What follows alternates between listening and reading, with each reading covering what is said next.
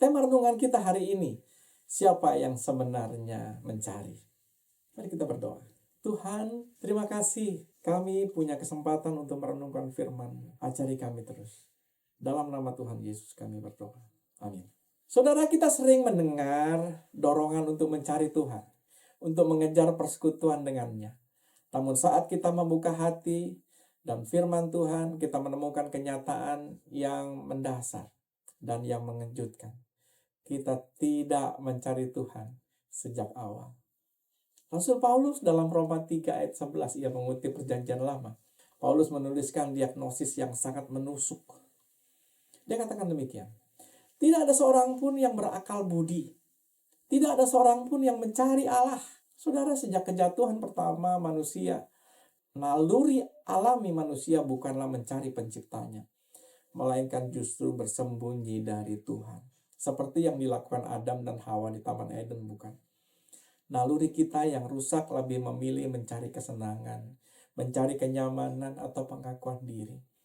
Kita seolah-olah hidup dalam semesta yang demikian luas, tetapi sibuk mengejar kunang-kunang di padang rumput, sambil mengabaikan matahari yang menanti di langit. Mari kita bayangkan, seorang anak kecil yang lepas dari genggaman ibunya di sebuah supermarket yang demikian ramai. Secara naluriah, anak ini akan panik bersembunyi di balik rak atau mungkin saja mulai fokus pada tumpukan permen. Anak itu mulai hilang dan takut. Namun siapa yang bergerak lebih dahulu? Bukan anak itu loh. Justru sang ibu yang akan meninggalkan keranjang belanjaannya, mengesampingkan segala urusannya dan berjalan melalui lorong demi lorong sambil memanggil nama anaknya. Kisah kita dengan Tuhan adalah sama. Kita adalah anak yang tersesat di tengah hiruk pikuk dosa dan di dalam dunia. Kita tidak tahu cara menemukan jalan kembali. Bahkan kita mungkin tidak menyadari betapa parahnya kita tersesat.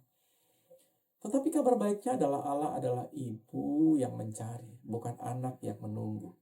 Yesus tidak hidup sebagai orang yang perlu mencari Bapaknya, sebab dia dan Bapa adalah satu. Namun dia dengan sempurna menunjukkan bagaimana seharusnya manusia mencari Allah. Lagi sekali, dia dengan sempurna menunjukkan bagaimana seharusnya manusia mencari Allah.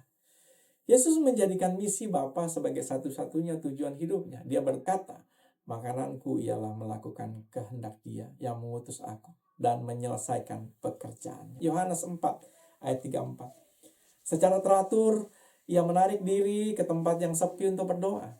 Ini adalah teladan bagi kita bahwa mencari Tuhan tidak bisa dilakukan sambil lalu, tetapi membutuhkan kesengajaan dan pengorbanan waktu di tengah kesibukan. Karena Yesus melakukan pencarian ini dengan sempurna dan membayar harga, yaitu penebusan. Pintu bagi kita untuk menemukan Bapa kembali terbuka. Saudara, mari kita tinggalkan rak-rak permen dan tempat persembunyian kita. Ingat bahwa sebelum kita sempat mencari, Tuhan telah mencari kita. Yesus menjadi teladan bagaimana seharusnya kita hidup. Tantangan mencari Tuhan dengan komitmen total, prioritas jujur, dan ketulusan harus dilakukan. Sebab Dia telah terlebih dahulu mengasihi dan menemukan saudara dan saya. Amin. Mari kita berdoa. Terima kasih kalau Tuhan menemukan kami yang hilang. Terima kasih karena Tuhan mengembalikan dengan cara yang begitu luar biasa, di mana kasih dan keadilan Tuhan dipersatukan di atas kayu salib, sehingga terbuka pintu hubungan antara manusia dan Allah Bapa. Terima kasih Tuhan. Dalam nama Tuhan Yesus kami berdoa.